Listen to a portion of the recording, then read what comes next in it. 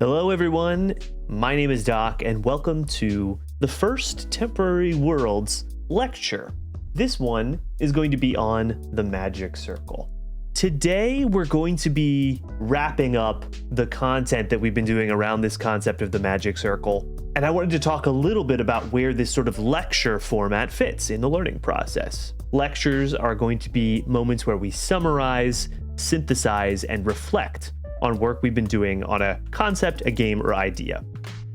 And so today, what I want to talk about a little bit more in depth and a little bit synthetically, right? Bringing things together, synthesizing, creating one thing out of many things, is this concept of the Magic Circle. And for those of you who aren't familiar with this, really, I don't know if it's a nice meme. It feels a little mean, but it's certainly iconic. This is a scene from outtakes from a commercial that Orson Welles filmed, and it's for a champagne commercial. 102, take two. The French champagne has always been celebrated for its excellence. It's the perfect encapsulation of unenthusiasm. This was my feeling, and this has long been my feeling around this concept. A sort of unenthusiastic recognition that this is a concept that exists, and it probably means something to someone, but it wasn't always a particularly useful tool in my conceptual toolkit when I would think about how I felt or experienced games and play. So when I started these series of videos on the Magic Circle, I was a little, let's say, unenthusiastic. But I have to say that as I put together and read through the readings that we did, and we did the streams, there were some kind of interesting things that arose to me from those readings that kind of surprised me about how there are some aspects of thinking about play as a Magic Circle, as a special place with special rules, which do nonetheless still feel like they matter in some way. And so if I could summarize a couple of the things we talked about in that first reading by Stephen Conway on the Magic Circle, I think some of the key points about Huizinga's theory and sort of traditional theories about the Magic Circle is that play is meaningful. It is primarily about generating meaning from the play activity. And this is actually important because it's a discursive or linguistic or meaning-oriented understanding of play that does not think of play as valuable in itself, but valuable for what it does for us beyond play, in some sort of social context, in some sort of broader context. Play is not just meaningful in and of itself, but it is meaningful for something else. Another really key thing we touched on was this idealism of the Magic Circle, something where play is this thing that is really about meaning, but it's not about bodies and needs and desires and money or anything else like that. It is sort of supposed to be a very sacred space where the sort of messiness of material life isn't supposed to intrude upon that space. And this is the other component of that, right? It is separate from the ordinary world. It is this world apart. It is a temporary world. And another essential thing, again, for this theory is that play creates order, that not only is it gives meaning and order to a world, our material world, our historical world, which is actually often very chaotic and ambiguous and not clearly meaningful. Play is a way of creating and seizing upon the material of the world and creating some order out of that. So we also touched on, and this is sort of where we get closer to something that I am interested in exploring and more committed to, this concept of metagaming in Stephanie Bollock and Patrick Lemieux's book of the same title that we touched on in the second Let's Read.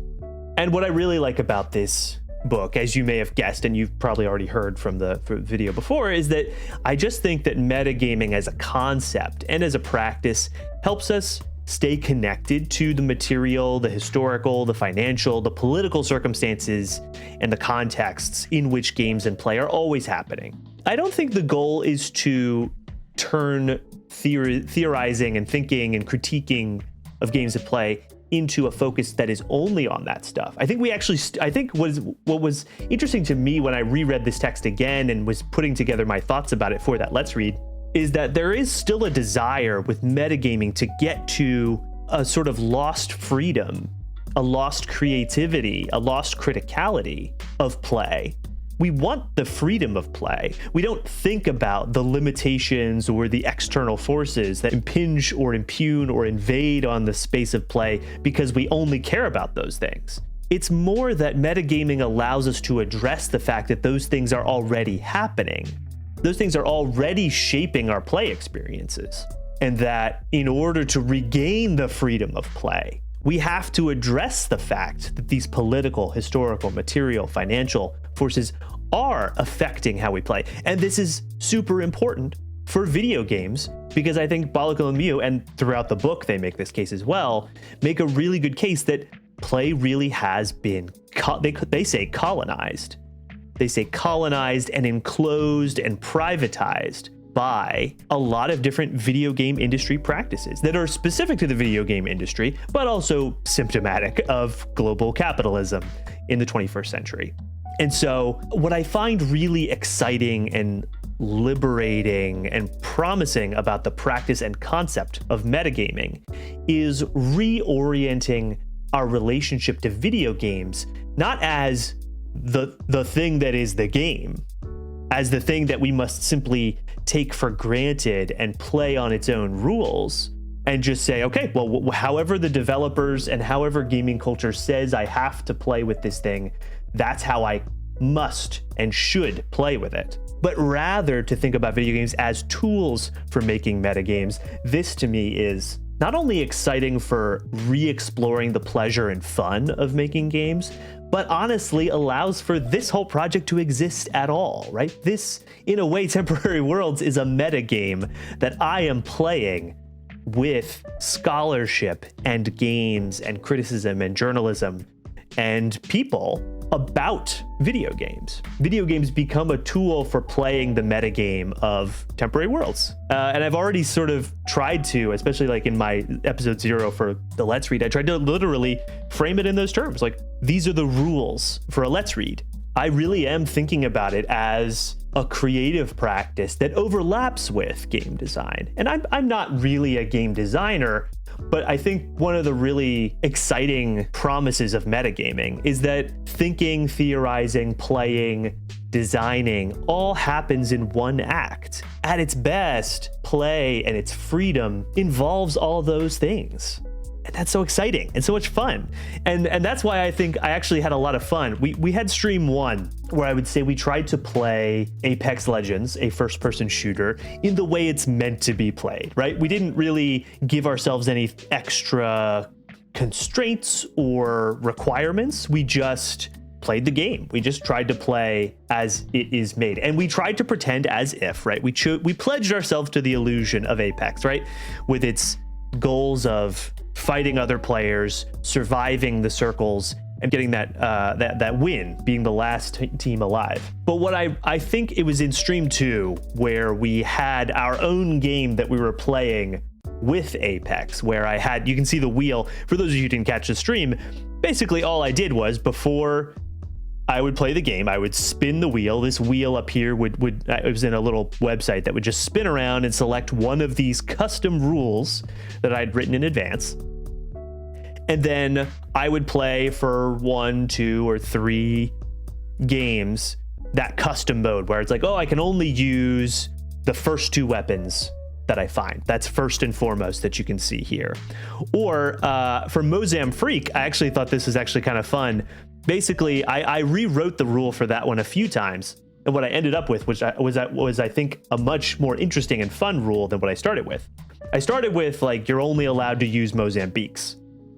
And I thought, okay, but immediately I was like, that would be, what if I don't find any? Then I just run around and not do anything and die because I can't pick up any other weapons.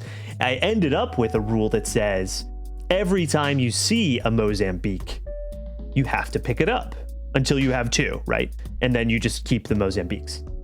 And that, as we were playing the stream, I didn't even realize what would emerge from that rule. But what emerged was if we had played it for 5 or 6 or 10 games, I only played it for 3, I think I would have developed even more strategies. But the first game, I just kind of didn't think about it. I looted as normal. But during game 2 and 3, I realized, oh, if I get guns that are decent, I actually want to, and I have enough ammo for them, I actually kind of want to avoid looting the ground anymore, because as I crack open containers or open doors to new areas, to new rooms that has loot on the ground, I open up myself to the penalty, it's mostly a penalty, of picking up one of the less versatile weapons in the game. It's not terrible. It used to be much worse, and it used to be like a meme and like not good at all. Now it's actually decent. You can do okay with it. And actually in the first game, we almost won. We were in the top 2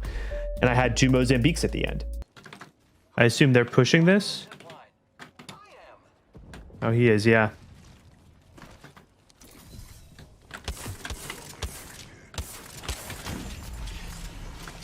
Oh.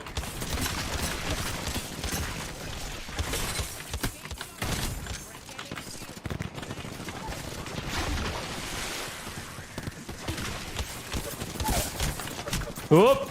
Oh, I might be able to get up. I was not. Oh, that was close. That was close. I think that rule in and of itself, I didn't even understand what kind of play that rule would produce. And it ended up producing something really kind of fun and interesting. It was like, oh, I have to develop a new way of playing the game. I have to rethink about how I can't be on autopilot as much, right? When you're on autopilot, I mean, a lot of games just teach you how to play them, and then players who you play with kind of passively or actively teach you how to play. And then you just sort of, you go about your looting, and then you go and find teams to fight, and then you get in the circle, and you're not really thinking too much about how you play.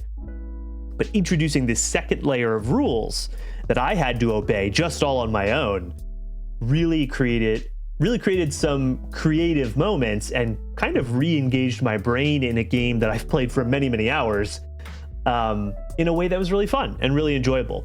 I think this was a really great way of illustrating what one practice of metagaming can look like. I will say that something that we didn't do, that we're doing more here in the metagame of Temporary Worlds, is thinking about the politics and the social experience and the history that surrounds play spaces, right? And soon, in the near future, we'll be touching on topics that get closer to that kind of stuff. But I just want to flag again, as I did at the end of the metagaming video, that there are also metagames that are not necessarily just about having fun, but are meant to be in and of themselves an acknowledgement of a certain political situation in which games are played, and are actually a counteraction, an attempt to create a new metagame that perhaps one wants instead, right? One that is perhaps less exclusive or less racist or less sexist, or